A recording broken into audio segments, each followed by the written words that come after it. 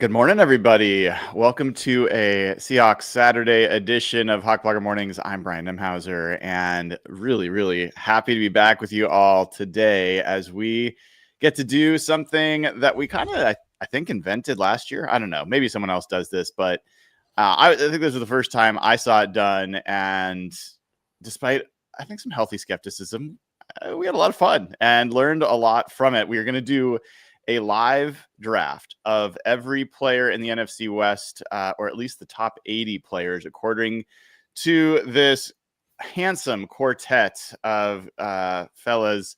We've got real Jeff Simmons, who's always with us on CX Saturday. How you doing, Jeff? I'm good. It's been kind of quiet since the draft. It's nice to have like another draft going on. Like I've been feeling like I was texting Rob the other day, like, what do we do now? And so it's nice when you called on us to do this because I'm missing. That was 2 weeks ago, the draft. Like I feel like emptiness. I don't know, man. Yeah. I think there's a fair amount of draft, dread that has gone on. I think people are a little done with the draft conversation, which I get. Griff, good to see you, man. Have you dusted off your deep big board for this mock draft? I sure have. I'm much more prepared this year than last year. I was kind of shooting from the hip a little bit last year. I'm seasoned now though. Okay, all right. My second NFC West draft now. So your owner allowed you to have a challenging first year, and now you're ready to reward that investment. Indeed. Before I go to Rob Staton, I got to ask you, your guy Spencer Rattler has a wide open path to the starting quarterback job as Derek Carr this morning announces his retirement from the NFL. What do you think about that? Yeah, Jeff broke that news to me like 5 minutes ago. It was kind of a fun Saturday morning surprise. Yeah, I'll be curious to see how that goes. As I was saying, if he works out, I think Kellen Moore would be one of the guys to help see that through. So if it doesn't work out in this situation, probably wasn't going to happen for him. But that's exciting though. I'll be excited to watch him.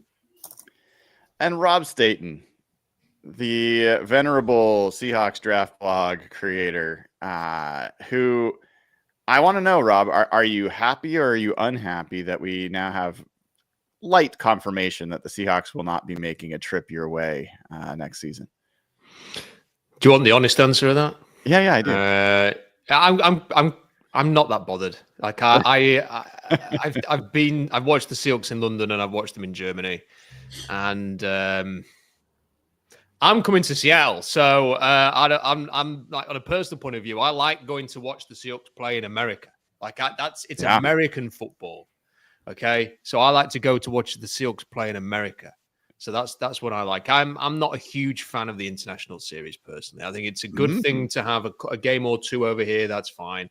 But I think more than anything, it's an American sport, and I love everything about it because it's an American sport. So I think that's an interesting perspective. That's a conversation for another time. I do hope that they play in Australia next year. I wouldn't mind a trip to Australia. I'm going to Australia if they go to Australia. So yeah, no, I'm down for that.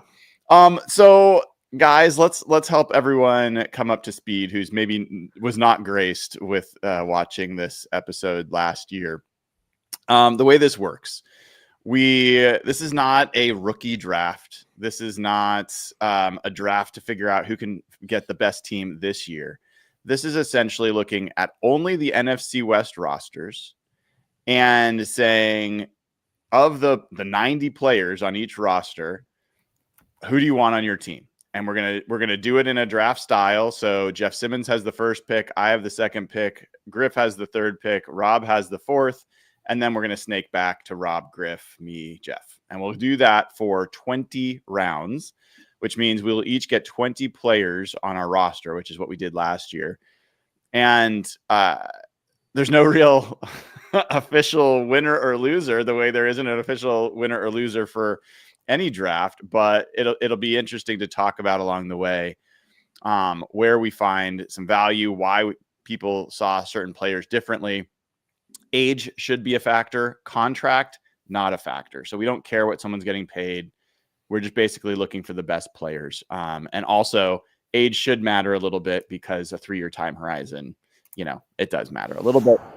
I wanted to share for you guys a walk down memory lane before we get into this, because this will probably take a little while. But this is last year's results, and this is not the prettiest way to see it, but this was my team. I look back on my team and pretty happy, to be honest. Like I loved my young defensive line last year of Byron Murphy, Kobe Turner, Jared Verst. I really liked Ernest Jones last year when he was on the Rams.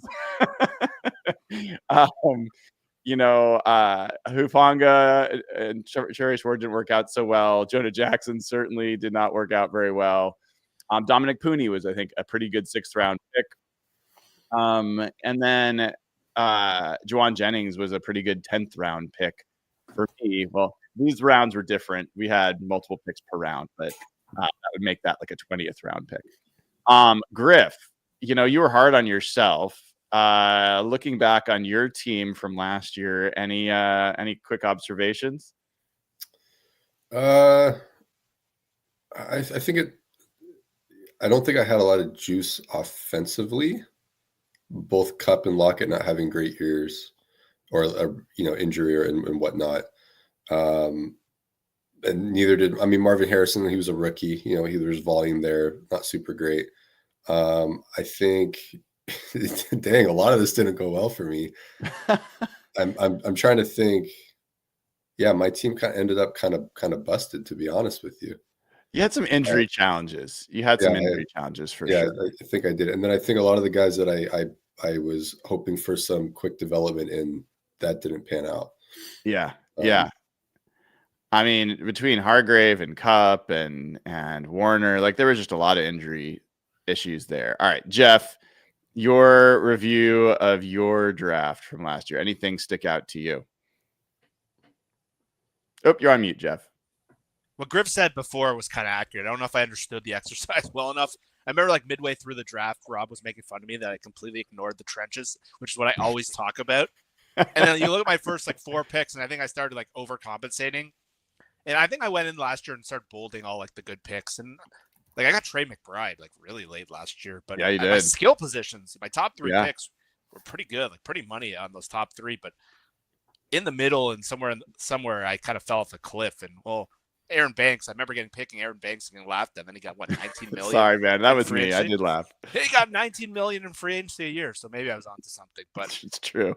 I drafted George Fant, who played a quarter last year. So that's probably the worst pick of the draft for sure. But overall, I got a lot of good players. Just Rob was right. I was not building the kind of team I talk about. So I'd give myself closer to a D. Oh, that's harsh, dude. That's harsh. I kind of like a lot of what you did here, but yeah, there's some challenging spots. Rob, last but not least, you seem to really like. I remember thinking last year you went to win that year. You built the best roster for winning right then. How do you look at this draft after a year? Yeah, maybe I could just have that team again. It's quite good. Bosa, Williams. Obviously, McCaffrey was injured, but Leonard Williams had a great year. Paris Johnson had a good year. Budda Baker. I don't think Kyler Murray was as bad as maybe people thought going into the season. Braden Fisk, obviously, very good. So yeah, I'm all right with that team. That's pretty good. Yeah. Even your last pick, Zach Charbonnet, had a reasonably good season. So here we go. We are going to do this all over again, and we're going to essentially we're gonna do the picks relatively quickly, and then at the end of every couple of rounds, or maybe every 4 rounds, we'll kind of do a quick review and talk through things. So I'm gonna be talking and tracking and writing. So it might take me a second to catch up because I'm gonna have to go to my big board and mark guys off as well. But for people that don't know, the amount of geeking out that went on ahead of this, creating our own big boards of NFC West is pretty silly. But I love that about this group. So, all right. First pick in the draft goes to Jeff Simmons. I should have the little NFL draft sound. Yeah. What is your first pick, Mr. Simmons? I'm not making the mistake I did last year. I'm going to build a team I want. The 3-year outlook is really what sold me. I'm going to go, and this is a bit painful for me, I'm going to go Jared Verse. I knew you were going to do that, you bastard. And yeah, he was number 1 on my big board as well. I'm number 2. I am also, and this is why I hate you for doing what you did. I know what you're doing.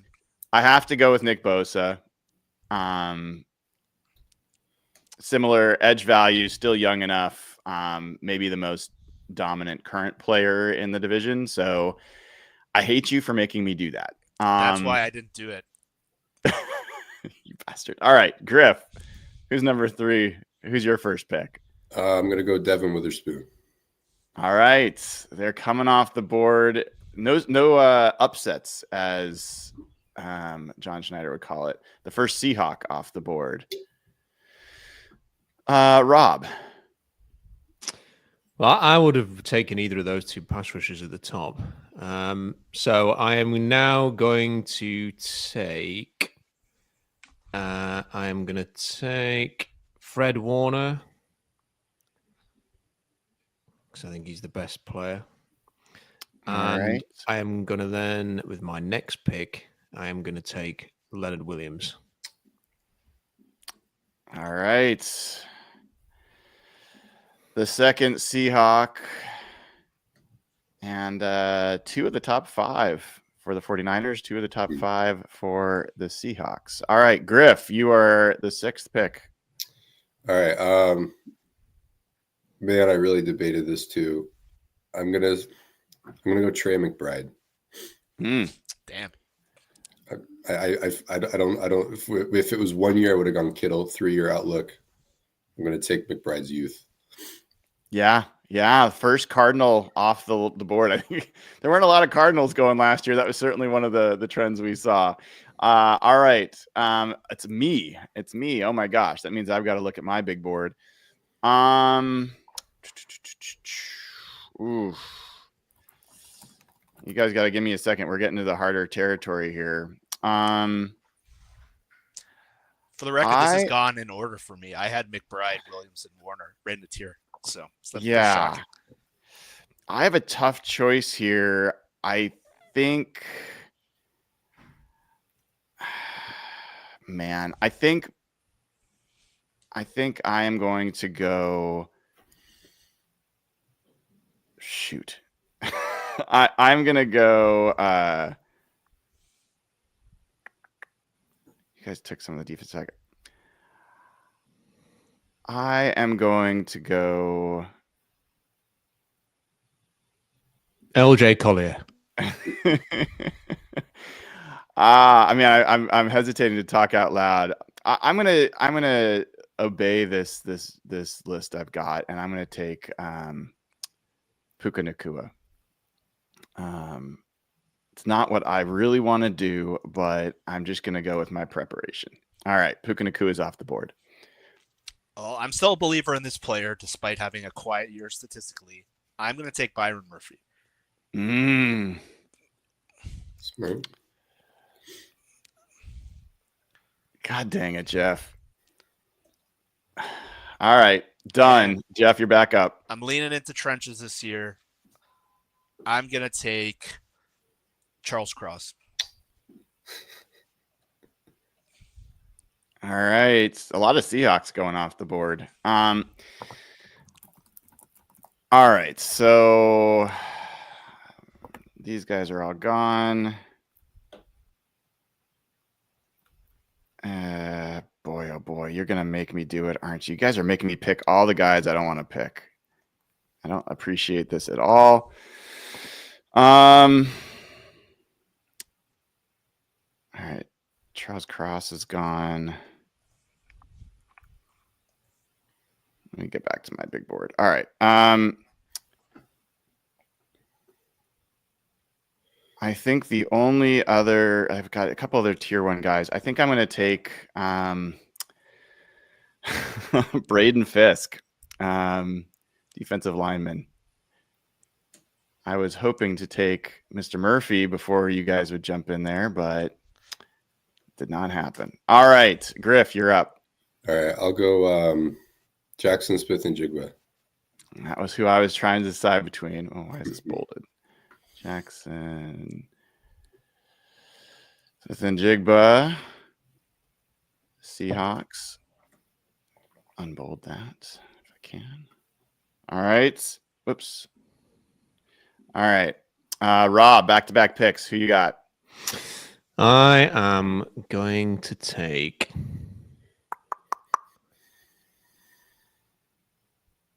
Trent Williams. Trent Williams, 49ers. And I am going to take Gray Zabel.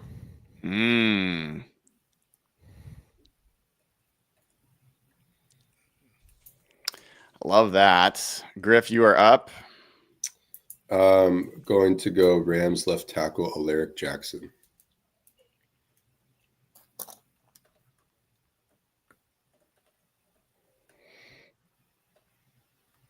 All right. And it's back to me. I have no offensive line. Let's see.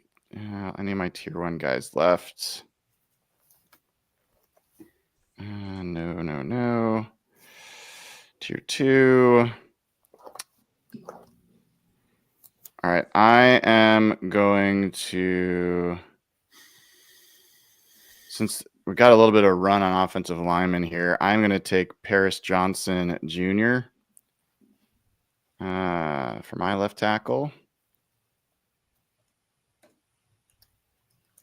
By the way, I hate my draft position. I'm very jealous of you guys. The double. It feels like the draft has fallen away from you every round. It's not been good. All right, Jeff. Let's make this one pick, and then we'll come back. We're going to talk about the first 4 rounds here, and then we'll get to your next pick. I'm going to take Dominic Pooney.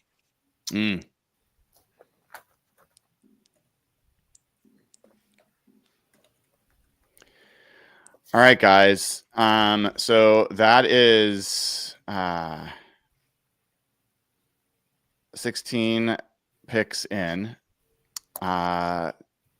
We each have 4 players. Is that right? To this point, thoughts, Griff, or initial reactions to any of the players that are surprising to you here? I don't think any name jumps out that's surprising. I think these are the heavy hitters in the division. A good mix of like some young guys. Like I think taking Murphy early is really smart because of if it's a 3-year outlook. I think maybe the most interesting conversation is what order you take the receivers. I could go either way for a lot of those spots, and then also like there's a real dearth of tackles right now. As in left tackle, right tackle. Yeah, that shows up right away. So, yeah, Rob, last year, there were not a lot of Cardinals taken early. There's not a lot of Cardinals in the first few picks here. There are quite a few Seahawks. You think that's biased? Do you think that's legit? I don't think it's biased. When I did the board last year, and I did I'm a bit sad, so I did I basically just took all the names off the draft board for the actual NFL draft, and because it's all structured in rounds, and then just filled in the players into the tiers that way to determine who I was going to take. And it was a great job to do that, to be able to then have a look at where the strengths were on each roster and who had the best players.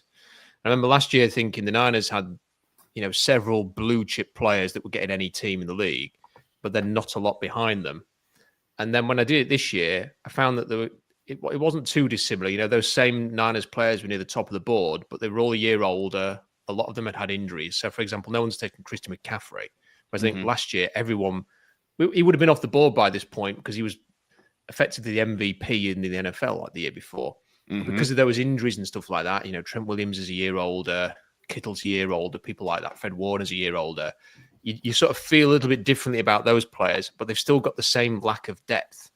And then from Seattle's point of view, I think it's very much just they've kind of built on what they were, which was that they had the bulk of the players probably in the next tier, but lacked those blue chip players. And that's really what we need to see from Seattle now. I think Seattle's got the strongest roster on my board in the NFC West, but they probably haven't got those elite game-wrecking, game-changing players in the minute.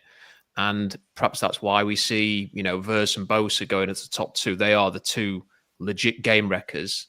But I suppose you could easily say that Leonard Williams was a bit of that towards the end of last season. So I don't think it's a bias. I think this is the reality of the NFC West and where they are. Jeff, what is your favorite pick of the first 16 here? That I made or anyone made? Anybody. I think JSN was really good value. I think JSN could have gone 6th, probably under Puka, but I debated him at 8. I think getting him at 11 has been pretty good. Yeah, I have to jump in and say, I was going back and forth between JSN and Puka at 7, and the injury stuff with Puka made me hesitate. The fact that, he has just been one of the best receivers in football when he's out there, and I just couldn't. I felt like maybe my Seahawks bias was going to make me pick JSN, but I tried to play it straight. I think any objective person outside of Seattle would pick Puka Nacua over JSN right now. You guys agree with that? Anyone disagree with that? Ayuk is still kind of an interesting conversation. Coming off the injury. If he was healthy last year, I would have called him the best receiver in the division. But his status is a little unknown right now. Yeah, I'm kind of fascinated to see where he shows up here. All right, with that in mind, let's continue. We'll do the next few rounds here. Jeff, you are back up. Okay, I'm gonna take a different receiver. I'm gonna go Marvin Harrison Jr.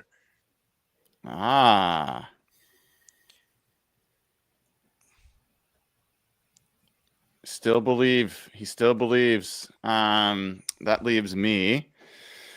And I am going to,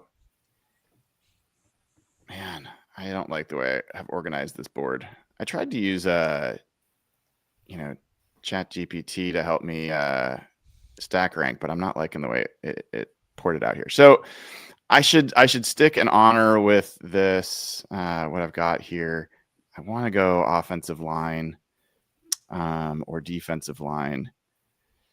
A lot of the guards are gone. A lot of the interior is gone. That kind of sucks. Oof. All right. I am going to take Kobe Turner. Oh, that's good value. Here. I forgot about him. And hand it off to Griff. Ernest Jones, linebacker, Seattle Seahawks. Wow, pretty early, Griff. I don't like the linebackers past Warner and Jones, so I was letting scarcity kind of scare me a little bit. All right, Rob, you're up for 2. I am going to take George Kittle. And I am going to take Buda Baker. Safety, Buda Baker. Cardinals. All right, Griff, you're up. All right, Julian Love. Wow. All right.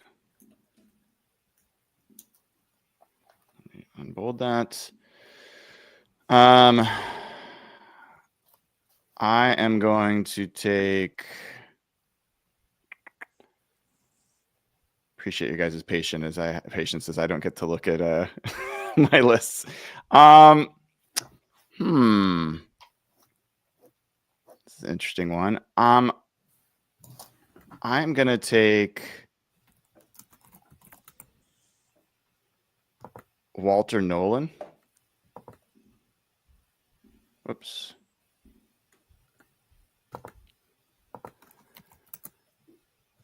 Third. All right, Jeff. I'm going to take Michael Williams.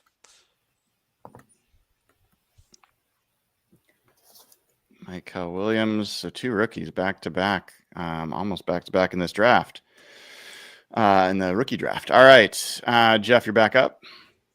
And I'm going to take Abe Lucas. You bastard. All right. I was hoping I could sneak him in next. That was going to be my next pick. You are a jerk. All right. You have to strategize around me, man.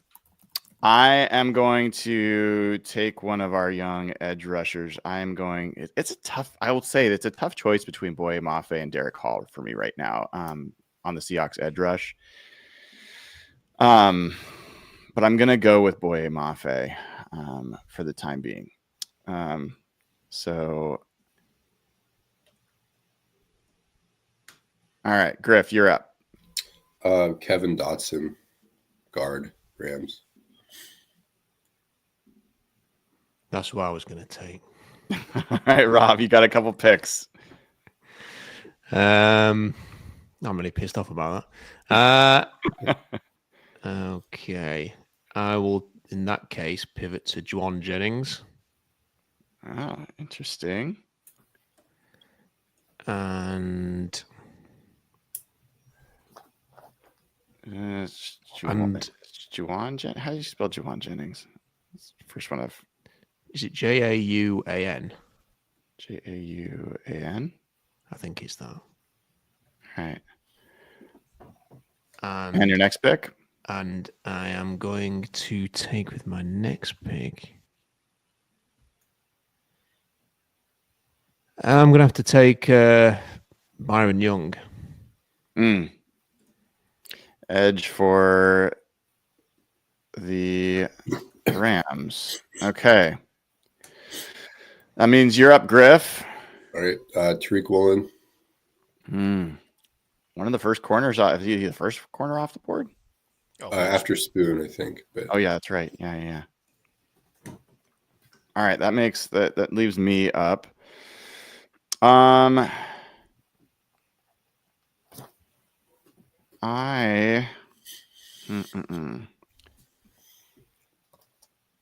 Okay, that was right. Okay. Which of my guys are still around here? I got to start going on the. Oh, I didn't. That was a silly move. I should have done this before. I think. I got to do a quick look at who I've already got another edge. Could just snipe him, but let's do this. I am going to take.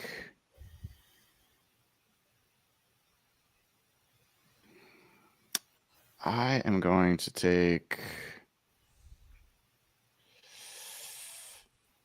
going to take Elijah Arroyo. Yeah.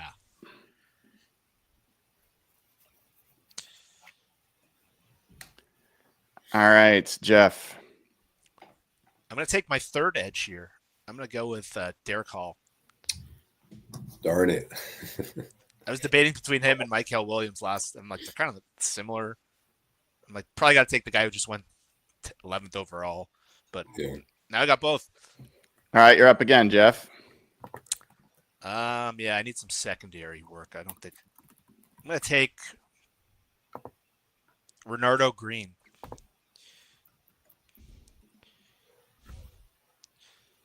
'49ers. Well, screw it, dude. I'm gonna steal edges then too. I'm taking Josh Sweat.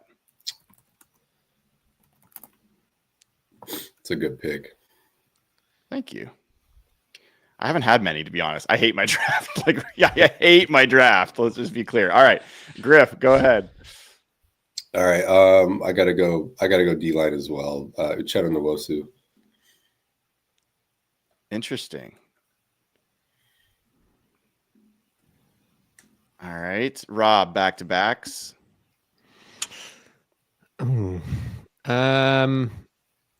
am going to take Devontae Adams.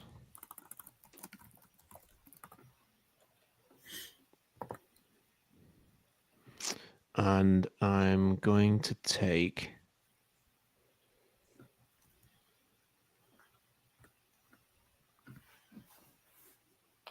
I'm going to take Nick Emenwari. Let's call him a DB. Is it bad that Emenwari went later in this draft than the actual draft? I'll say this. I had tier systems. I had him as a tier 3. Did I have him as tier 3? Yeah, it looks like I had him he just hasn't proven anything yet, but talent's crazy. All right. Griff, you are up. This is pushing a little bit because of the 3-year thing, but I need D-line. So Jaron Reed. All right.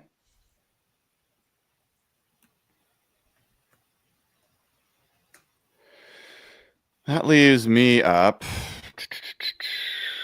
Sticking. All right. I might as well just build a strength if I'm going to do something. All right. I've got Bosa, Nakua, Fisk, Johnson, Turner. I am going to take. Well, actually, I got Nolan too. Man, I had a lot of defensive linemen up there. Let's get Mr. Garrett Williams, cornerback, Arizona Cardinals. Jeff, you're up. My team's really young and I'm lacking offensive skill. So I'm going to take McCaffrey here.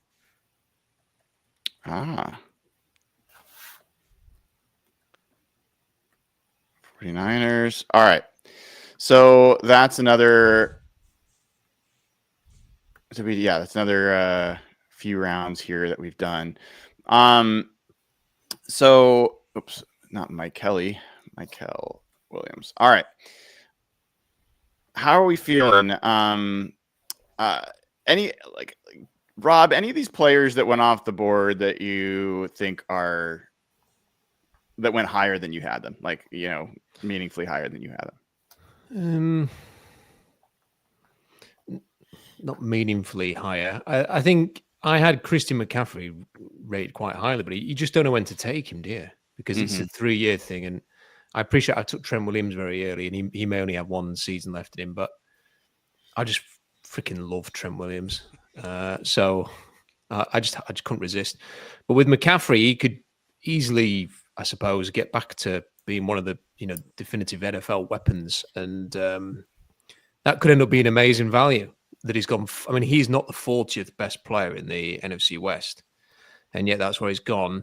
There was nobody that I think is a reach at this point. I seriously considered taking Arroyo with one of my 2 picks, where I took Jennings and Young, because I just think that he's somebody who could emerge to become something akin to what Trey McBride is for the Cardinals, and he went very early. So no, I think it's pretty much. I think it's going to get difficult now, though.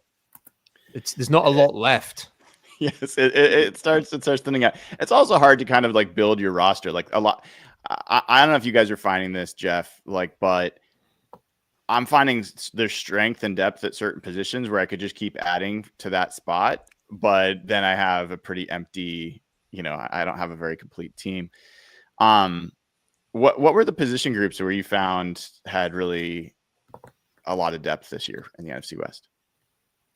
You can see all the edges that have come off the board. Yeah. Some of us have had 3 edge picks each. So there's been a ton of edges. Griff's right. Linebacker cleans out quick. And after Ernest Jones, it gets pretty ugly. And so that one, tight end is pretty deep. Mm-hmm. There's been multiple tight ends taken already. And receivers okay. And defensive tackle is pretty good. But after that, there's some spots where corner's not great. There's a lot of safeties, actually. Safety's a pretty good position spot. But talk to me about why you pick McCaffrey over some of the younger backs in the division. Just pure upside. I thought I'm not going to steal all the names. There's a bunch of younger guys still on the board. But if McCaffrey hits again, his upside is just way higher than all the other guys. And I was looking at my team, and I have a very young team. Like, I'm maybe too young. I don't know anyone if I have anyone in their second contract. And so at that point, I was like, you know what? I don't have a lot of offensive skill outside of Marvin Harrison, who's a question himself. I had to take the chance on what he's shown, at least at the top level. Griff, you picked Uchenna Nwosu. That choice did surprise me this early. Talk to me about why you think Uchenna Nwosu still merits being picked this early. Well, I needed an edge, and I think he's kind of like after him, there's a cliff of edges that are what you would consider better than rotational or not an unknown, I guess. I still think Nwosu is a really good player. I think of these edges after Bosa, I think he's quietly like an elite edge run defender. So I think there's some pass rush juice. We'll see with post-injury and all that. I just think he's a good player still. And I really needed D-line. I had been neglecting it. So, all right, let's keep pressing forward. We're gonna have a lot of conversations about some of the results in here in a bit. Jeff, you're still up. Who's your next pick? I still hate my Renardo Green pick. I'm like staring at it. Wondering why I did that. Why do you hate that pick? I don't know. I'm looking at like Imanwari and some of the other guys that went after. I'm like, I probably should have taken those guys. I don't know. It feels a little early. I think Renardo Green had a pretty good rookie year. But yeah, I mean, you don't know. Okay, well, to answer your original question, I'm going to keep leaning into this offensive line I'm building. I'm taking Steve Avila. All right. Steve Avila. So I'm going to claim a disability here for hosting and not being able to stare at my board and having to make these choices. I would have picked Avila if I would have thought about it. That's a really good pick. You know what I'll do is I'll take the guy who's right next to him on my board, Halte Froholt, center for not cornerback. I said, come on, stop trying to be smarter than me. All right. One of the success stories of the international program. All right.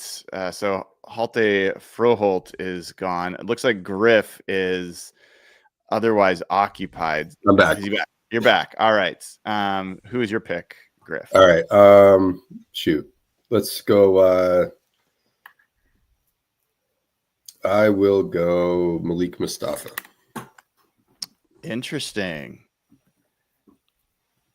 I got to ask you in real time. His injury situation didn't concern you? No, it concerns. It dropped him down a little bit for me. But if this was, a 1-year deal, probably wouldn't have gone there. But for years 2 and 3, just trying to beef up the secondary. So, got it. Okay. Rob, back-to-back picks for you. So I'm going to take the first quarterback off the board. I was wondering when this was going to happen. And I think this is indicative, really, that we've got this far and no one has really. I think we've all kind of been waiting for each other to take the first one because there's not one that sort of jumps off the page. So I'm going to take the only one who's won a Super Bowl and invest in the thought that if we can get to the playoffs, that Matt Stafford might give you a chance. So I'm going to take Matt Stafford with my first pick. And then with my second pick, I am going to take. I'm going to take Poona Ford. Yeah, he's lasted longer than I thought he would. All right, Griff, you're back up. Shoot. Sorry about that. That's okay. I gotta go. I'll go Kyler Murray. Oh, quarterbacks are starting to fly off the board. Here's a quarterback run. I've paused on quarterback every single pick, thinking, should I do it now? Should I do it now? And I guess Rob has spurred us all into action now. Well, let's take a quick second on quarterbacks. I mean, I'm curious your strategies on that. Like Rob, you just talked about why you kind of were waiting on this. Griff, why did you wait on taking a quarterback? It almost felt like a default pick. Like we all know it's really important, but we kind of want to get our favorite skill players out of the way. And like there are only 4 quarterbacks of real, significance here. Only 4 guys at the position. So it's just we all knew that as soon as one got taken, that's when the quarterback draft starts, I think. And we were just waiting to see when that would happen. Yeah. I don't know. Jeff, I don't know about you. I'm pretty much like, other than drafting Kyler Murray, I probably would have been fine with anybody. So I don't. It doesn't really affect me. So I'm not going to draft quarterback. You'll see when and if I do. Honestly, I feel like I need to just see my team for a second. Can you guys forgive me for this for a second? I just need to see my team. Oh my God, I hate my team. Wait. Okay, there we go. There's got to be more than that. There's got to be more. It's not that bad. You have a lot of D tackles. You stolen all the D tackles. I know I did. I was going to take more, but I didn't. Because they were better players. So I've only got 2 offensive linemen. I have 1 receiver. Okay. I hate the way this draft is falling for me. Okay, so that means I'm probably going to go small again. I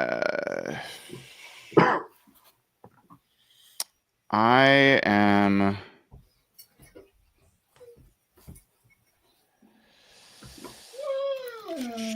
going to take.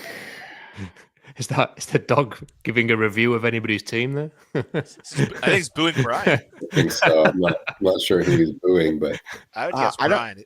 I think Diamador Lenore is not gone, right? No, he hasn't. No, he was off my board. I can't physically draft him. Do not draft, yeah. I can't stand him. Well, I can. I have to. All right. I've got so many 49ers. It's driving me crazy. All right, Jeff, you're up. I'm going to take Cam Kitchens. Nice. Why is that getting nice from you, Griff? Good player. I right when he said that, I realized I should have taken him or another safety over Mustafa, but is what it is. But yeah, I like. I had them in the same tier. All right, Jeff, you're back up. And then at this point, I'll just take Brandon Ayuk. Okay. Ayuk is off the board. And I'm just going to literally start taking guys off my tiers. I'm going to take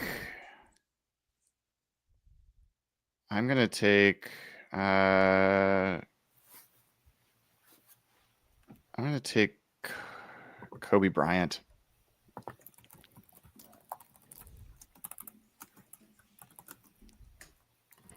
Griff, you're up. Alfred Collins, the tackle, the D tackle, the 49ers drafted. That's a good pick. It's a good one, yeah.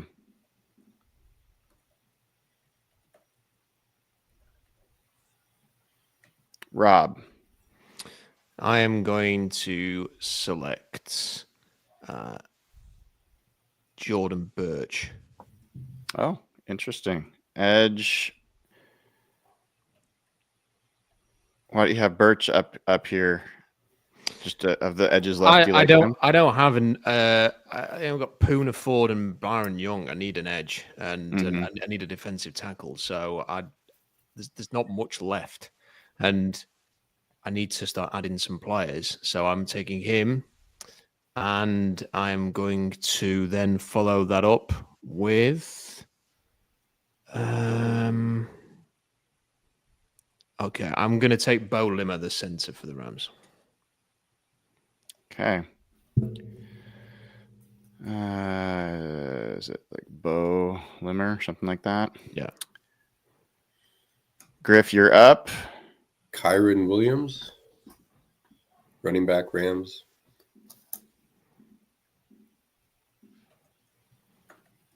I am going to take Kenneth Walker.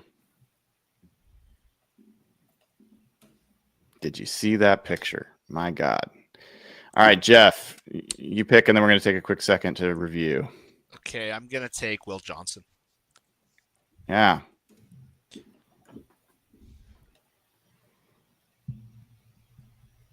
Okay.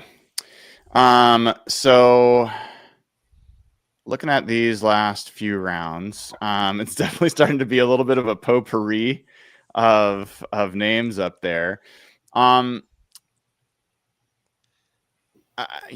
Anything stand out to you guys so far in terms of like which teams are having players go where? Like if we go back, we can actually look back for all of these. If you just look at like the Cardinals, there have been 11 Cardinals selected, only one before the 4th round, and then starting to kind of catch on here. How do you guys feel about like the Cardinals roster as you were doing this process? Rob, maybe start with you. I think it feels very much like it has for the last 2 years, in that they have players on their team. Like if you were going to play the Arizona Cardinals in a game, you would fear Trey McBride. Maybe Marvin Harrison will take a step forward. There's always a danger that Kyler Murray could have a good game and you could lose to the Cardinals. But I also think that they desperately need just more depth, more quality in certain areas. The defensive line needs to take a step forward. They're taking a big gamble on Walter Nolan to be somebody who, if he works out, could be one of the better defensive linemen in the NFL. But it's whether or not he can find that application and that sort of pro attitude to become a really elite player. So I think they're a dangerous team, but they still feel to me like a team that's probably going to win 7 to 9 games as opposed to 10 plus and get to the playoffs. But I think they will be a difficult out for everybody this year. I don't think you'll get an easy win against the Cardinals, but you may well be able to beat them twice. So let's do some quick math here. Cardinals have 3 players in the top 20. They have 5 players in the top 30. All right. 3 in the top 20, 5 in the top 30. Let's look at the 49ers. 49ers have 3 in the top 20, 5 in the top 30 of this draft. If we look at the Rams have 2 in the top 20, 4 in the top 30. That's kind of surprising to me that the Rams it's not capturing some people. Like, oh wait, there we go. I wasn't scrolled up. Let's do this again. All right, so let's do this again. So this was the Rams have. This is more like it. They have 5 in the top 20, and they have 7 in the top 30. Let me get back to the 49ers. Make sure we did that. Yeah, I think we missed Fred Warner. Yeah. All right. So there's 5 in the top 20 and 7 in the top 30, same as the Rams. Thank you guys. You guys speak up when I do things wrong, because it happens a lot. A lot of Seahawks picks. Seahawks have 7 in the top 20. Maybe a little bit of bias. 11 in the top 30. I don't know, guys. Are we high on our own supply here a little bit? I think Seattle is the most talented roster. I think their top shelf guys, like at least pure talents, the top 5 or so, can match the 49ers top 5 and the Rams top 5, maybe in overall talent. But then I think that second tier of guys that aren't meant to be blue chips, but still really important players, like fringe Pro Bowl, I think their fringe Pro Bowl players are better than the rest of the division. And those teams are that tier of your roster is really important, obviously. So I don't know. I think this is actually kind of true to reality, though. So do I. I think the 3-year outlook is what, if we did a 1-year window, I think Seattle would look pretty light relative to like the Rams and the 49ers. A lot of their best guys are older players. Yeah. And so the D-line on the Rams has changed their identity and kind of their long-term window. The Cardinals' best players are not necessarily at the positions you would want. Receiver, tight end, I think if you look at Seattle's last 4 drafts, they've added a lot of young talent, and that's what shows up here. I think you look at the other teams, they're more veteran heavy, and that's where they're showing up Seattle in depth. But some screen is or something from some Niners chat is going to find this and see, like, where's Brock Purdy? And, like, if David Lombardi did this draft, like, he would have gone first. So some Niners fans are going to find this and freak the hell out that he's not gotten, like, the first 55 picks. And it's relative to the exercise, but I think that's why the numbers look a little skewed. Yeah, bollocks to them. Who cares? Yeah. I'll say this: my favorite pick of this whole draft so far is Gray Zabel to Rob at the 13th pick over. I think he might end up being the best lineman in the division once Trent Williams retires. And obviously, it's a huge projection. But I think that could turn out to be a really, really good pick. I also really like the Byron Murphy pick. I thought I'd be the only one that had him that high. So I both feel validated and pissed off at the same time. So you got to buy low on stocks, you know? Yes. All right, Jeff, you're back up.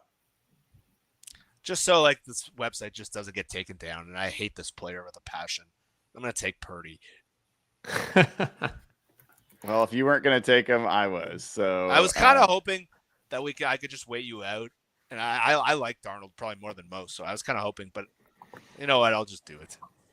Yeah. The nice thing is now I just don't have to take a quarterback until my last pick if I don't want to. Unless I double up and then you're stuck with Milrow. I mean, honestly, it wouldn't bother me. I'm just not going to lose sleep over it. All right. Back to it here. We have of my guys that are left. Got a running back. Could go another safety. You know what? Let me look at one thing here real quick, guys. Apologies. Just gonna thumb through the depth charts. Yeah, I might end up going deeper into the offensive line depths than I want to. All right. I'm going to take God darn it. I'm going to take AJ Barner. Oh, no. That was who I was planning to take until that break. And I thought I might slip him by. Damn it. All right, Griff. All right. In the spirit of buying low, Christian Haynes. Whoa. What happens this year and the next year? Interesting. Interesting, bold. Rob, you're up. I am going to take Zach Charbonnet. Okay. Fucking Purdy. And and I'm going to select. This is a bit left field, but I've just got a feeling about this guy, Ben Barch. Oh yeah. He's a starting guard, I think. Left guard now. Yeah, I gotta get spelling right here. Bartch. Oops. 49ers. All right, Griff, you're up. Gonna go D Winters linebacker. 49ers. I'm gonna go Tyrese Knight. Jeff. I'm gonna take.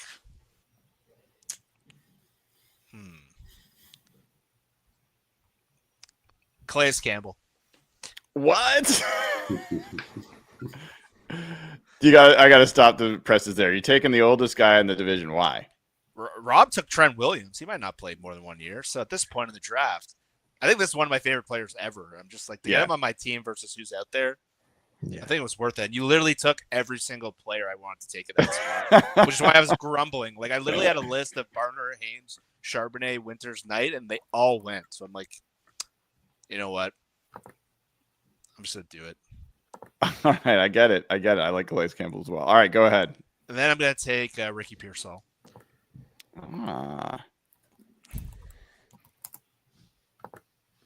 I was going to make a bad joke about number 65 with a bullet, but I won't make that joke. All right. That would be in poor taste. So I am going to take Rob Havenstein.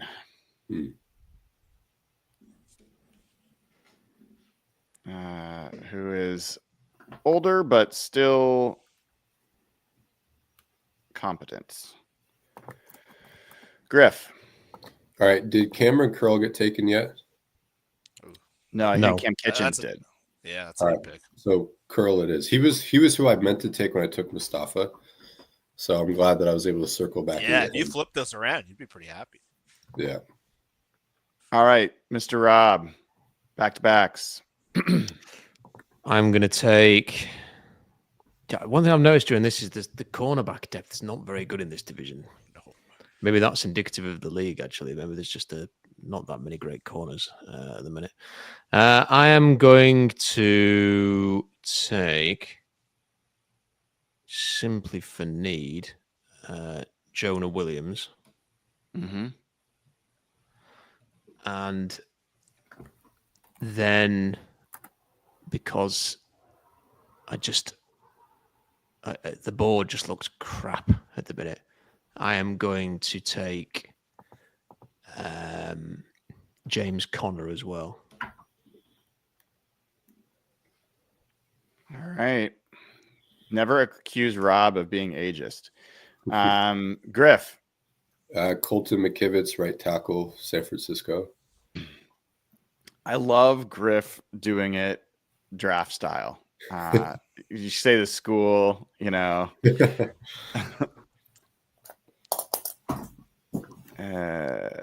something like that. I don't know.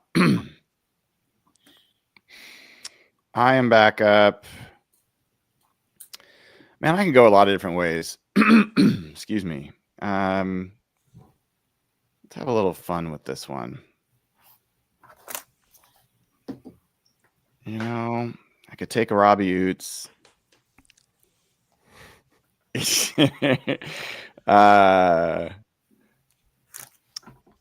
Yeah, it's interesting getting down this low. There's a cornerback named AJ Green on the Rams. That's kind of shocking. All right.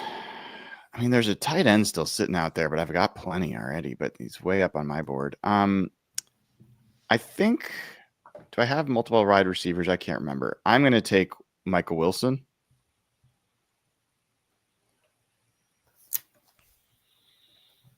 A lot of Cardinals coming off the board here. Jeff, you're up. I'm going to stack up my Calais Campbell pick with someone who's going to play beyond this year. I'll take CJ West. All right.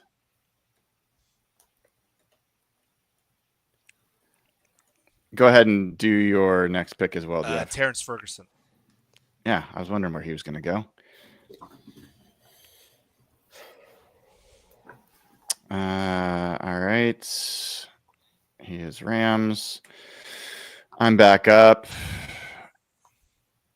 I am going to take...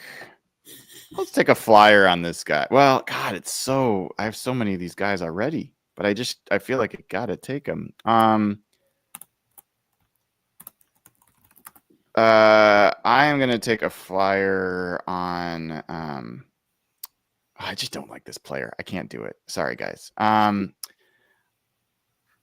am going to take, where'd he go? Screw it. I will take, I'm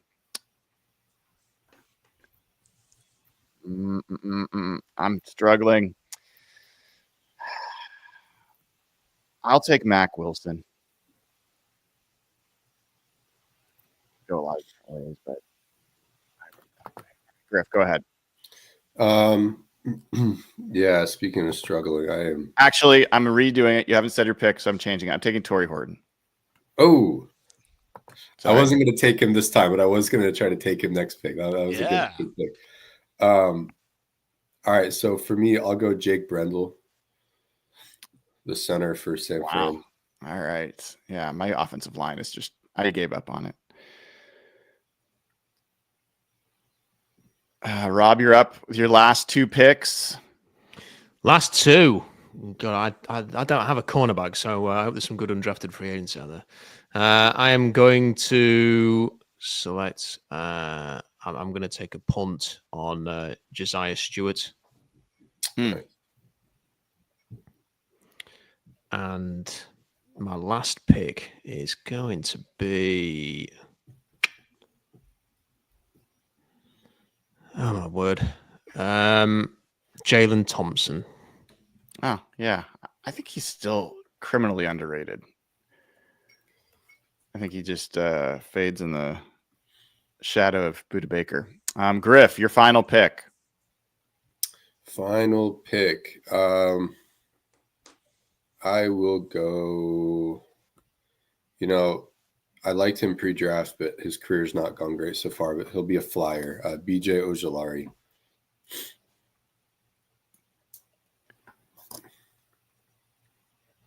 And he's Cardinals, right? Yeah. I have to take a quarterback. It's a rule. I'm going to take Sam Darnold. So I was going to take him there if you didn't take a quarterback. I had a whole spite thing lined up there. So, last pick of the draft, Jeff. You started us, you finish us. Who do you got? This guy was a first-round pick last year, Darius Robinson. I was really looking at him. I don't believe in him. Yeah, but at this point, the board is crap. So, yeah. All right. So we're going to cut this up a few different ways.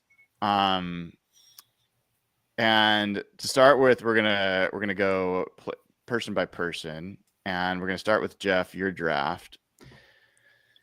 And Jeff, you get to self-evaluate your draft first. Let me sort here by position.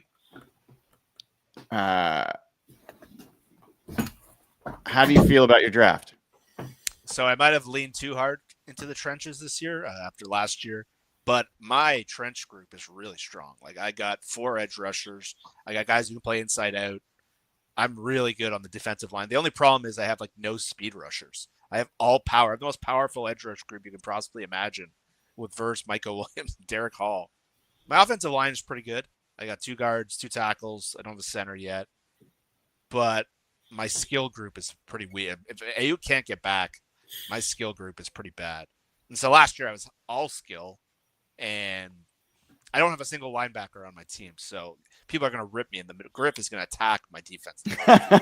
But yeah, it was just the nature. So I leaned heavily into offensive line and defensive line. I think it's going to be very hard to play against this team. I love your offensive line. I think that's my favorite part of your team. And to get that quality of an offensive line, even sans a center in this division, I think I will see what everyone else ends up with. But I think that's going to be in the running. How are you going to run on my defense and then block that offensive line? It's skill, I guess. And you got, for my money, the best quarterback in the division, and Christian McCaffrey, who, if he's healthy and still who he used to be, might be the best running back. And then you got young receivers and a young tight end. I think this is a pretty good team. Griff, what are your thoughts? Yeah, I really like the O-line. I like the edge depth. I like the edge group all around that, actually. Secondary is maybe the most. No, I mean there's a good floor there. I think it's fairly well balanced, to be honest with you. Maybe I don't know. Yeah, I think that there's floor and ceiling at every spot. So I think it was a solid draft for Jeff. I think you hit on the secondary. The secondary with Cam Kitchens, Renardo Greenwell, Johnson. I think the floor is pretty low, to be honest. My back 7 is potentially problematic. That's a challenge, but no linebacker. Yeah, you might be, but you're not gonna have time to get to the quarterback with this pass rush. of all Yeah. power players, no speed. Rob, what about you? Any reactions to Jeff's draft? No, I like the trenches focus. I must admit, I was looking at that with a bit of envy. Just seeing the sheer number of players that he has there. Nice blend of experience and youth. The offensive line can start a game of football for you. So I think it's that's the kind of team that I would have liked to have built. So I like that big chunky middle there that he's got with all those edges, DTs, and linemen. Yeah. All right. Well, let's get this over with. Let's look at my team that I already hate. I haven't even looked at it. I hate it. I certainly went heavy Seahawks late here. Let's sort by position here. So I'll give my reasons why I don't like it. My offensive line is just terrible. So you're really leaning into John Schneider. I just started doubling up on and tripling up on positions. I could have taken just defensive linemen and edges for like days and been like happy. But if there's anything that's, I don't even really like my defensive line group. Fisk and Turner, obviously, I don't like Fisk that much. I think he's a liability in the run, and I'm not convinced he's going to be as good of a pass rusher as he was last year. Bosa's obviously the best, but I would have much rather had Jared Verse. Halte Froholt is the best center. So I got that. My edge group's good. Bosa, Mafe, and Sweat is good. Paris Johnson and Rob Havenstein are a fine pair of tackles. My tight ends are Seahawks. My wide receivers, I don't know. I hate this team. Does anyone have anything positive to say about this team? Dude, your D-line's awesome. Okay. You have Bosa, Nolan, Fisk, Boye, and Sweat on the defensive line. Yeah. That might be the best defensive line in the NFL. But yeah, I agree. You're beating yourself up a little much. That is an insane D-line, man. But you're really mirroring John Schneider with the team built with no guards and the Seahawks tight end duo. Seahawks You kept quarterback. taking them away from you. You took Pooney. You guys took Zabel. You even took. You probably want to sacrifice one of those D tackles for a guard, but yeah, I thought about Evan Brown a few times, but would I really be that much happier with Evan Brown than one of these guys? I don't know. I just think that D line is that would be impossible. If Nolan hits and you have those three tackles with Bosa, Sweat, and Mafe, that's better than the Eagles D line. Yeah. Well, that's nice of you, Jeff. Any other comments one way or another? Rob, any thoughts on this team? No, Jeff's right. You look at that, to have Fisk and Nolan rushing the interior, rotating with Kobe Turner, and then Bosa and one of Mafe and Sweat on the one other side and the other one rotating in. That is a scary D-line. So you can win a lot of games with a D-line like that. Griff, any thoughts? Yeah, you can run a pretty cool 3-3-5 nickel team here with your personnel. You just have those three guys in the middle, edges. Tyrese Knight would be your lone inside linebacker. You got, their secondary is solid. The secondary is solid. So Kobe would be your nickel, I think. I think you could piece it together with those skill sets. If Torrey Horton hits, that kind of changes the complexion of your offense as well. Well, interesting you brought up the corners. The one positive thing I will say is my favorite picks for myself in this draft are Garrett Williams and Diamador Lenore at pick 39 and 47. Mm-hmm. I think Garrett Williams, by any metric, is one of the best cornerbacks in the division.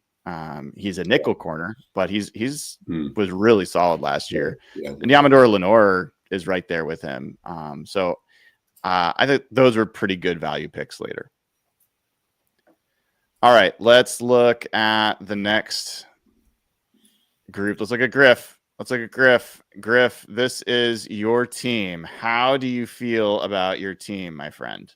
I like my back seven and my skill group. I think my O-line is okay. I think McKivitz is pretty good, to be honest, and Alaric Jackson's fine. Mm-hmm. Obviously, Haynes and Brendel are the weak spots. I think D-line, there's run defense, but there's no pass rush on my D-line. I've got nothing going there, and no real juice. So I'm going to have to win by capping explosives in the pass game and stuffing the run, and just let whatever else happens to me in the intermediate and short area just chip away at me. And then hopefully I can create enough possession-oriented offense in the pass game on the other side of it. So credit to you for committing to getting a full offensive line. I think you're maybe the only person to do that. You've got Jake Brendel at center. You got Kevin Donson and Christian Haynes as your guards. You've got Alaric Jackson as your left tackle and Colt McKivitz as your right. I don't even know if I have 3 offensive linemen on my team. So that's impressive. It does feel like your cornerback room, your secondary is really good. I mean, Reek and Witherspoon, and then you've got Julian Love, Malik Mustafa, Cam Curl. Feels like maybe the best secondary of the 4. We'll find out when we see Rob's, but that jumps out to me. And then you got Trey McBride and JSN. I think 2 of the elite passing weapons in there. So those are some things I liked about it. Rob, thoughts?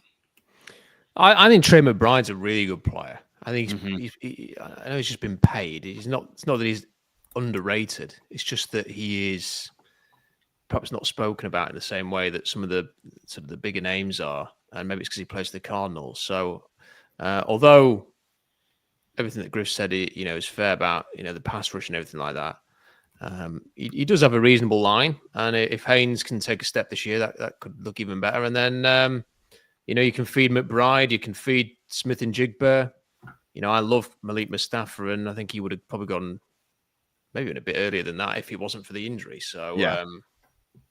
So as long as he comes back from injury, that's a pretty good looking secondary, isn't it? Provided Reek Woolen doesn't, he plays like the good version of Reek Woolen rather than the frustrating one.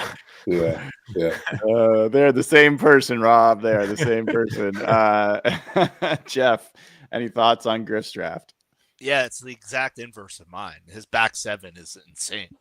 And it's kind of on brand. Griff is kind of the back 7 guy. I learned so much from Griff about safety play and linebacker play. And I feel like Pete Carroll would be like the perfect coach for this team. Like with that secondary talent and what you can do with Mustafa and Witherspoon, like there's some interesting stuff there. You're definitely light on D-line. I think that was part of your strategy. But that back 7, and with the skill players you have in offense, I'm with Rob. I had McBride very high on my list.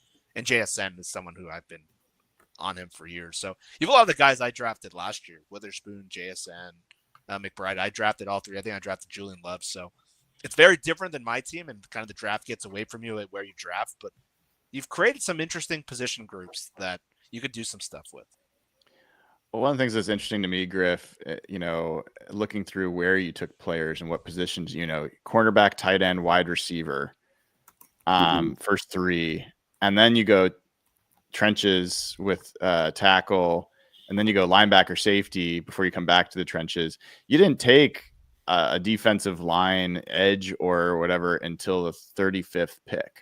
Was that because you were getting snaked? Was it because you just value that position group differently? No, I think it was because just the way the board fell on me. I definitely should have gone. I was thinking some of these guys would fall a little bit. That just didn't happen. So I don't think I prioritized positional value correctly. I really don't feel good about my pass rush at all. I wanted to get one blue chip guy in there, and I feel like I just got a collection of high quality role players at best, and then some guys that are just pure flyers. So yeah, there's really not. It wasn't some like subconscious statement or anything. I just needed to prioritize it sooner. All right, let's take a look at Rob's. I think watching it through, I thought Rob had a really good draft, but let's see, and let's sort by position. So Rob, give us your self-eval of your draft class. It looks all right. I mean, I've got a full offensive line. Trent Williams there, sort of guiding Gray Zabel into his first year in the NFL. Ben Barch as the other guard, and Bo Lima, who's got all the tools to be very good, but hopefully we'll, for the Rams' sake, we'll take a step, and for the sake of this draft. Defensively, it's okay. I'm relying a lot on Leonard Williams there. That's a Leonard Williams driven defensive line. They've got some other players who can contribute, but nobody who's like a game wrecker. But Williams could be that. No cornerbacks, so I'm having to find some cornerbacks from somewhere later on. Fred Warner marshalling behind that D line, I like that. And then, I like my safeties.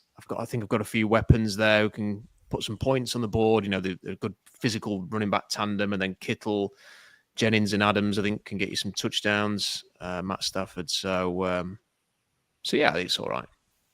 Jeff, what do you think of Rob's draft? I think year 1, Rob is going to be very good. I think by year 3, Rob's going to be drafting first.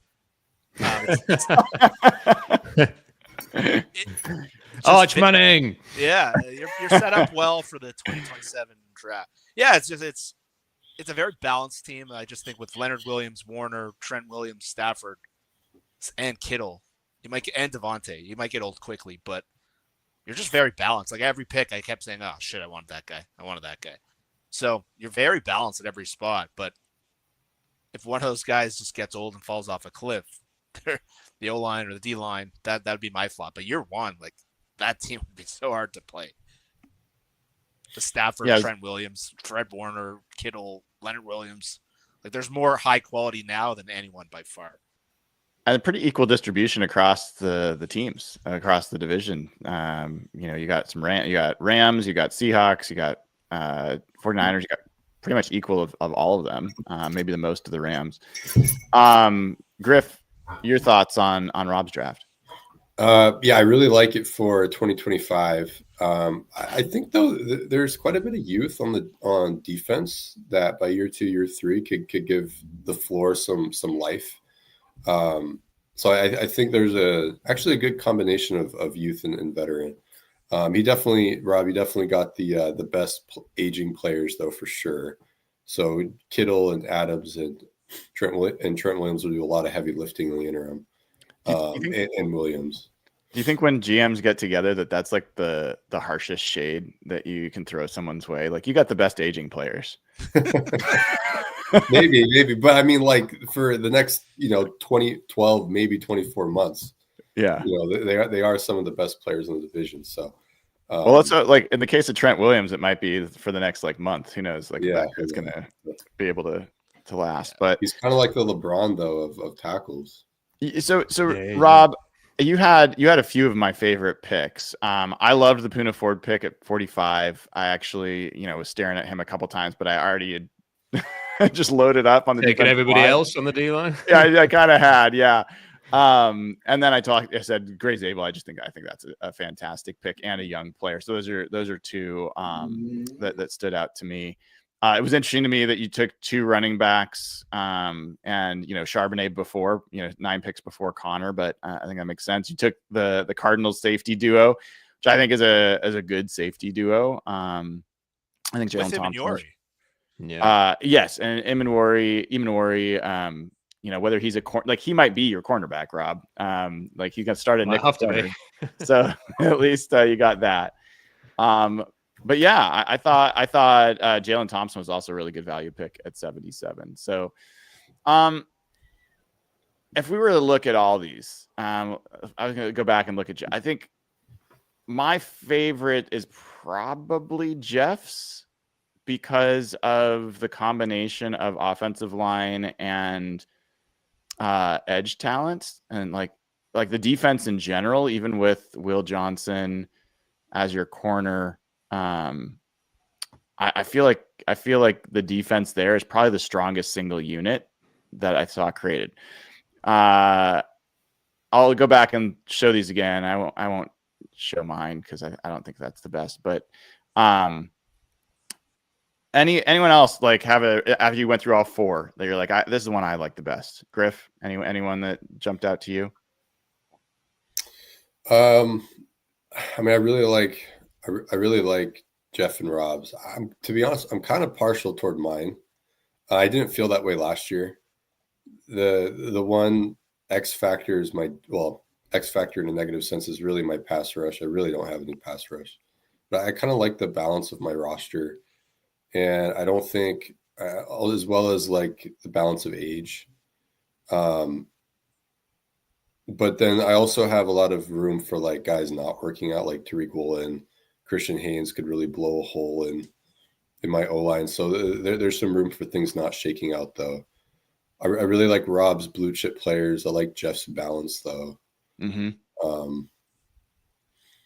So, Rob, what about you? I think all of the teams have different qualities, don't they? There's not. I don't think there's a clear winner, but I think that we've all kind of got different strengths, and maybe some are kind of heavily, like yours is heavily leaned to the D line, whereas I suppose maybe I don't have a unit that is a strength like that, but I do have maybe a bit more balance, maybe in terms of where I took the players. But I think everybody has their strengths, so I think it's gonna be interesting to see how this. I remember last year thinking, "Oh, I'm really happy with mine," and this year I think everyone's kind of got their strong points, so it will be interesting to see. And I think again, the main thing for me was the exercise. It was sort of seeing how the NFC West has changed in 12 months, and I do think it has changed, I do think it's trending in a good way for the Seahawks. But I do think perhaps the one thing that they're missing, again, going through this whole exercise, is that really dynamic edge rusher. And I couldn't help but sort of come away from this wondering, is there a way to find one of those either during or just before the season to finish things off? Because I don't think that when I did the thing, and as we've gone through it here, I don't think the Seahawks are a million miles away from being a decent NFC team. Not just the potential NFC West winners, but they probably do need that edge rusher who can tear a team apart. And I just wonder if there's somebody that could go and get to do that. Well, Jeff, I was going to ask you if you had a favorite. You have any thoughts on that before I jump into this topic that Rob kind of just teed up? No, it just the draft position makes such a difference in this thing. Like me and Griff had very similar drafts last year. Like I drafted Witherspoon, JSN, McBride, and I find basically like Brian, it felt like you just kept getting cleaned out. And I just found like last year I was the 4th spot, and like you kind of just have to react in a small draft like this. So much of this is dictated by draft is just like getting versed and then having guys like it kind of set everything up for me. And like someone like Griff or Rob like didn't even get a chance to get those guys, and all of a sudden it changes everything. So I find like I look at Griff's team and like reminds me of the exact team I drafted last year. So it's So let's talk about like things you guys learned as you built your board and as you kind of went through this. Griff, what were kind of some observations you had about the division and the rosters, relative strengths, weaknesses? As far as like a theme that like all 4 teams kind of share, linebacker's pretty weak. I think corner is pretty solid. I think there are good cornerbacks in this division. Interior D-line's pretty interesting. There's definitely top shelf guys, but there's been a lot of youth drafted in the division as well. So we'll see where they all end up in a couple of years. I think receivers are really strong. This is a good receiving division. But I think the main thing I took away is that I really feel like the Seahawks have the best roster in the interim and for the next couple of years. It doesn't mean it isn't close, but I think the Seahawks are in a pretty good shape across the board. And then that's reflective of, what is it now, the 4th year in a row of drafting where they've been drafting the first round. I think Schneider is a good scout and has a good feel for who the best players are when his back isn't up against the wall. Like picking the late 20s, that's where draft strategy really has to come in. And when he can just kind of draft with like maybe from a stance of like regular strategy, and he can just pure scout, players. I think he nails it. So I think the Seahawks roster reflects that they've been drafting highly and hitting those picks, not just day 1, but day 2 and 3 as well. Jeff, that was kind of my takeaway as well. when I did this last year, I didn't have a lot of Seahawks in kind of the tier 1 category. We always talk about the blue chips are missing, and there's have a lot of good but not great players. Leonard Williams obviously broke out last year. Devin Witherspoon is got to be in that group. I had Byron Murphy, Byron Murphy and Braden Fisk, two guys that PFF hated from their grading, but I think both have bright futures, and I still personally think Byron Murphy is going to have a better career. Where'd you kind of end up thinking about the Seahawks as you did this? Very similar to the kind of thing. I was playing softball, and I ran into a guy the other day who's from Toronto who watches our show, and he's like, that's now 3 years in a row. You guys have had pretty large celebrations on night 1 of the draft. And I was thinking about it the other day. I never really thought about it. I actually went back and watched, and Zabel had that insane Evan reaction. You had last year with Byron Murphy, your reaction was incredible. And then JSN the year before was my guy. And you think about the collection of drafts, and when I was going through the rosters, it's just they have so many good young players combined, and they're all ascending kind of at the same time. What they really need is what you guys talked about, someone like Murphy to take that next step. I think he had a better rookie season than he got credit for because of what he's asked to do. But they just have so many guys on the verge of ascension who can really turn this tide into a good roster to a really good one. But the volume of young players they have is unique. When I was looking at the Rams roster relative to theirs, the Rams have maybe the best position group in the whole division, and their upper echelon talent is really good. I felt when I got to the second half of the roster, it's not that good. It's a lot of middling young guys or older guys with the second half of the Seahawks roster. I thought was a lot more ascending players, and so just the pure volume. And I've talked about this the last few years, and with this draft they had this year with 11 picks and how many good players they might hit on. They have potential. It's going to be interesting how they have to start signing these guys, but they have the sheer volume of young players is abnormal. I look at the Cardinals roster. Last year it was it was ugly. It's not ugly, but they have a lot of young players, but there's not a lot of young players that I'm man, the Seahawks could be in trouble if this happens. I don't see that yet with that team. The 49ers completely made over their defensive line and to some extent their second level as well. And I like Alfred Collins and CJ West and their potential, Micah Williams, the potential. I'm not sure that I don't see it as nearly as intimidating as some of the past 49ers groups that we've seen. And a lot of it feels very fragile in terms of age. And the Rams, it feels legitimately are the biggest competition for the Seahawks. I think they have the best, most clear-cut ascending young unit with their defensive line and edge rush. I think that's the best young group in the whole division. But I'm not sure the Seahawks are. I don't think they're second to anybody in this division. And granted, quarterback play matters and all that stuff that we haven't seen. But Rob, one of the things that kind of jumped out to me when I was looking at, we all talked about how offensive line last year was really thin in this division. I kind of found myself saying, well, Abe Lucas might end up being one of the better linemen in this division by the end of the year. Gray Zabel might end up being one of the better linemen in this division. Charles Cross. Is it crazy that the Seahawks could end up with one of the better offensive lines in this division this year? Oh, there's a very clear pathway to that because maybe that's more to do with the other teams. I mean, the Rams have got a bunch of guys that seem to fit their system, but we'll see. And then with Arizona, I don't really know what Arizona's plan is. They drafted Paris Johnson, haven't really done a great deal apart from that. I thought they in the Niners would do more this offseason to improve their offensive lines. They haven't done either of those. So, yeah, I mean, I really like Abe Lucas, and I think that Charles Cross in this system could finally take that next step that I think we've all been waiting for him to take. Really like Gray Zabel.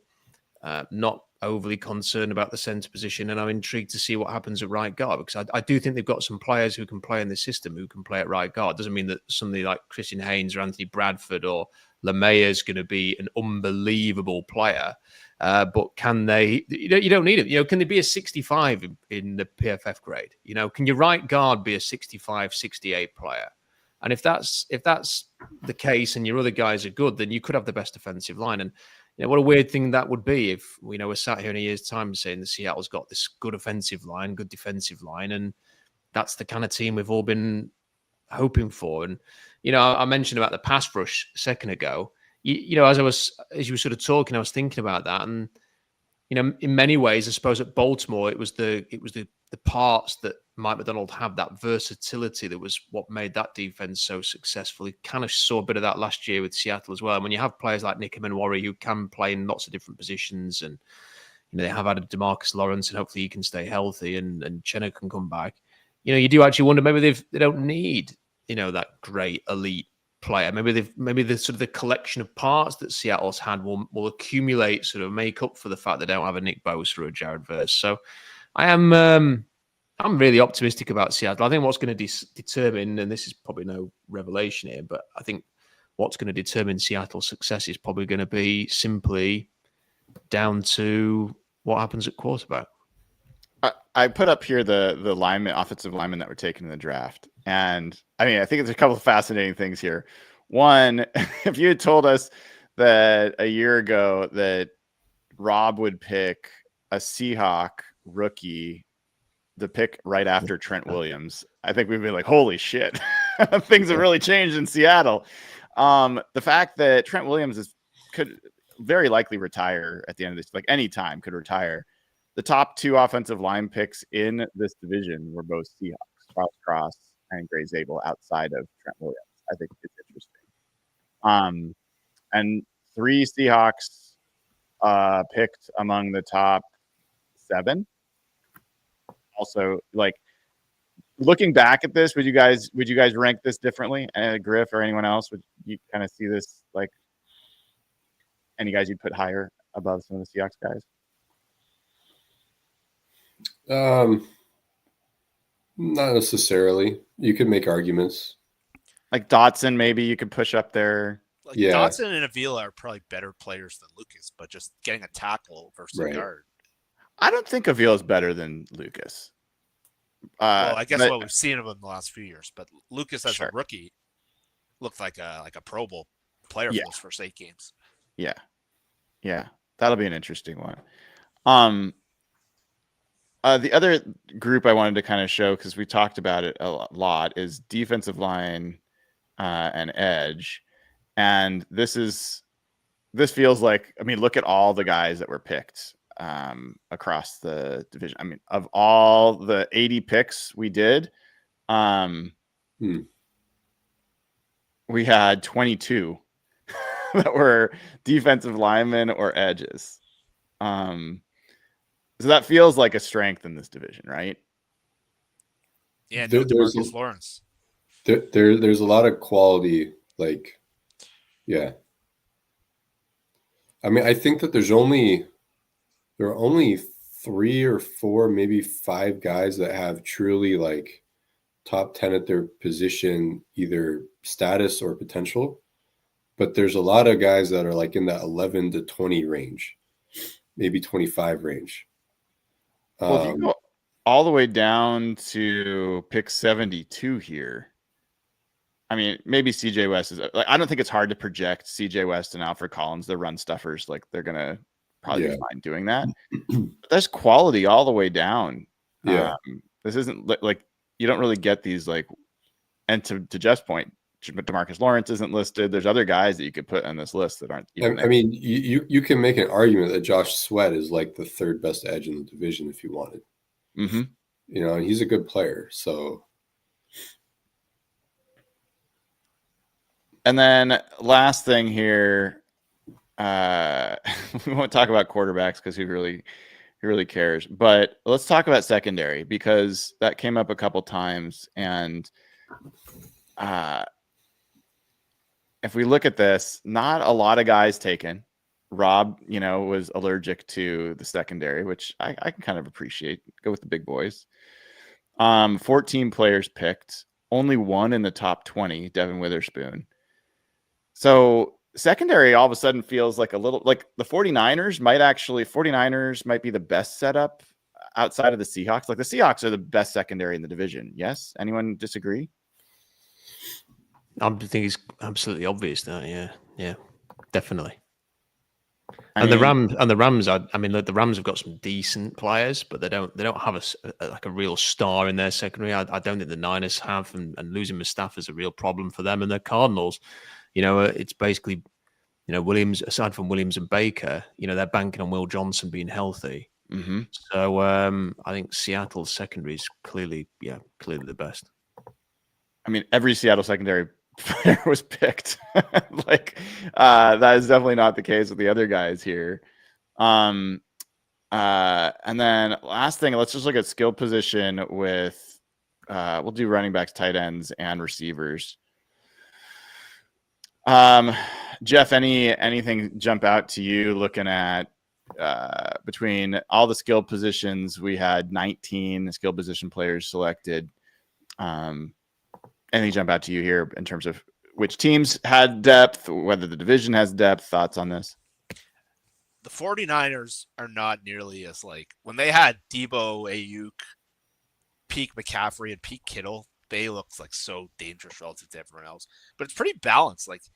The Rams have two pretty good receivers, a rookie tight end. The Seahawks have interesting receiver groups. I think their tight end group might be the strength of their skill group and the running back group. And so you see from just the volume and the color distribution on here, this is one of the strengths of the division where all four teams, no one's really that inferior to anyone other than if Kupp gets hurt, the Seahawks receivers could get pretty scary bad pretty quick. But they have the tight ends to balance that out. And so I think everyone's pretty well positioned. But this is an area where the Niners looked way better than everyone else, and that's really come back to earth. Yeah, Rob, I look at the Cardinals feel like they have some upside with obviously McBride being young and Harrison, being hopefully for them an ascending player. Michael Wilson is still young and somewhat ascending player. How would you kind of, when you look at these skill positions, which teams do you think are best set up? Well, everyone's got some players that potentially could hurt opponents, and Trey McBride can carry an offense. Puka Nacua can win you a game of football. We'll see what Devontae Adams is like with Stafford and McVay. And then even with the Niners, Juwan Jennings can be a pain in the arse. He can be difficult to defend. And George Kittle's still George Kittle. We'll see what happens with McCaffrey and Ayuk coming back from injury. Pearsall was drafted very high. So, the Niners can still give you a headache. I think as we've gone through the positions, I think it's pretty clear, at least to me. And people will say, well, you would say that. But I think the Seahawks have got the best roster. Mm-hmm. And I think even when you look at the skill positions, even though they've lost DK Metcalf and Tyler Lockett, they still have Jackson Smith and Jigba. I still really like Torrey Horton, and I think it's great to see Arroyo going as early as he did in this, because I just think he's freaking awesome. And where did Cooper Kupp go last year? I wonder where he went last year. I can look it up. He's rightfully undrafted because you don't know if he'll be playing by next year. But I just think the Seahawks. Cooper Kupp went 23rd overall last year to Griff. Yeah. Not in the top 80 this time. Yeah. I think the Seahawks, though. I think the Seahawks got the best roster, and they've got the best depth, so might be able to handle some of the injury issues that all teams get. So I think doing this exercise has made me quite. I was already optimistic, but I feel even more optimistic about the season after doing this. There were 24 Seahawks selected. There were 20 49ers selected. There were 18 Rams. That's kind of fascinating to me because I think the Rams is one of the up-and-coming teams. And 18 Cardinals. So by far the most Seahawks. And we have to admit there's got to be some, potential bias in there. We know and like those players probably better, but that wasn't the case last year. So I think we've shown some objectivity there. All right. Closing thoughts before I let you guys get back to your weekends. Jeff, observations from you about doing this exercise. It just feels like the division's gotten closer. Like last year, the Niners just felt at this point, they're coming off the Super Bowl loss. They were in that powerhouse territory. I don't think their draft was particularly good. I think the media is kind of blowing on some of those picks, and even Byron Murphy, who could have been a top 10 pick this year. Like you saw, kind of rookie year he had, and it's quiet. So I think the division is a lot closer. I think the Seahawks. I'm like with Rob. I feel really good about the roster. I think there's obviously a couple position groups, and we know what their strengths and weaknesses are, but I think the talent they've accumulated looks really good relative to the division, and it just feels like it's a really tight division. And so the Niners are not nearly the team they were in those Super Bowl years. They got a ways to go. And I think the Rams, when I looked at like the second half of their defense and their corners and their linebackers, they're better some of its parts because of that D-line than the talent they have there. So I think the Seahawks, like top to bottom, look really strong. And I think it's just a pretty wide open division. Yeah, I feel like the Seahawks have the most complete roster. And the other thing that stood out to me, guys, is it doesn't feel like there's a mega team in the division anymore. That's exactly it. Like the Niners for years, it was like, oh man, like we can talk about that. Maybe we'll be competitive in a game and stay in it till the first half, but it just doesn't feel like they belong in that conversation as a mega team anymore. And I think that's tectonic. And the Rams, while they took a step forward, there's still some, like the secondary there is very questionable, and there's some other aspects of that team that's questionable. So we'll see. I just don't see a super team. Griff, your thoughts, and then Rob will let you have the last word. Yeah, bouncing off what you guys said, there's a lot of parity in this division right now. So much depends on the health of the 49ers. So much depends on if Stafford is healthy or not, changes the complexion of both of those teams.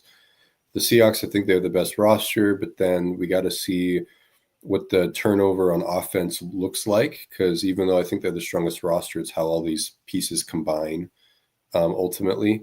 So things might offset a little bit, but also maybe not. And then the Cardinals, I think the Cardinals got slightly better this year, but I don't know what that amounts to in terms of win and losses. If they win 9 or 10 games this year, I wouldn't be surprised, but I also wouldn't be surprised if they win 7 or 8 again. So yeah, just a lot of parity right now. For me, the seems wide open. Rob, final words. Well, I think I agree with what Jeff said a minute ago. You look at the Niners 12 months ago, and they were coming off the back of that Super Bowl. They had so much talent still, and you think, well, this might be their last chance. I think we all kind of said that, or it may have been another thing, other shows that we kind of thought, are the Niners sort of getting into the last chance saloon with this group last season? And that's come and gone. And I wasn't impressed with their draft and what they did this offseason to try and keep things going. When the Niners were at their best, they had this terrifying defensive line, that just smothered teams, and then they could run the ball very effectively, and they had the weapons, as Jeff was mentioning there. And you look at them now, and some of the old familiar faces are there, but they don't quite feel as scary. Like I would go into next season thinking there's a good chance you could beat them twice. It doesn't mean they are, but there's a chance you could beat them twice. So that is a change. And I think the division is there to be taken for Seattle and to sort of take ownership of the NFC West and be that team. A lot of people, the national media, think it's the Rams. I think it can be the Seahawks, but I do think it is going to come down to how long it takes this offense to settle down and whether Sam Darnold can be even 60% of what he was last year to work off a running game and actually have that success. So we'll see. But I'm very optimistic. I'm glad we did this again because it gives you an idea of what the division's like. And it's made me feel really good about the new season. It's just a shame it's May the 10th and we've got such a long wait to actually see them play a game of football. Yeah, it is fascinating how little we talked about quarterbacks. That says a lot about the division and maybe about us. But interesting stuff. Gents, this was awesome. Thank you for the time you put into preparing and, the 2 hours of doing the show. This is great. Make sure you follow Griff at Seattle, at C Mike's Spin Move and the Seattle Overload podcast. Griff, you got anything coming up on Seattle Overload? Maddie and I are going to try to record on Monday morning early. So we've been putting it off. So the schedule's finally aligned. Awesome. And then make sure you follow Rob Staton. I'm sure you already are. Seahawks Draft Blog, a lot of great stuff on YouTube as well. Rob, anything you have coming up? No, I'm taking a little break now that the draft is finished. And as soon as there is something in the Seahawks world to discuss, I'll be back at it. Awesome. Then always follow Jeff Simmons at Real Jeff Simmons. Thanks to everybody for coming on for another episode of Hawk Blog Mornings. I'm Brian Nemhauser. that'll do it today. Make sure you give the show a like, click subscribe. See you all soon.